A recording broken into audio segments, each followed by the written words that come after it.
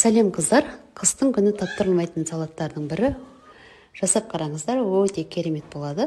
Алдымен керекті заттардың бәрін жақсылап жуып аламыз. Помидор үлкен болса 4-ке бөліңіздер, мен 2-ге бөле салдым. Ащы бұрыш ұнатсаңыздар түгелде қосуға болады, мен жартысын қостым. Қазір керекті заттардың бәрін төменге жазамын, асықпай оқимыз. Капустаны қатты үлкен қылып жібермеңіздер. Бұл салат осы күйінде банкеге түсті, осы күйінде шығады. Қайнатқан кезінде пісіп кетпейді, қорықпаймыз. Жақсылап бәрін араластырып, бетін 3 сағатқа жауып қалдырамыз. Дайын банкілерімізге тағы да араластырып отырып саламыз. Банкілерді мен паритетіп бәрін сөйтіп аламын. Бөліп құйып шығамыз соғын. Қақпақтарды 10 минут қайнатып алдым. Менде 2 түрлі қақпақ.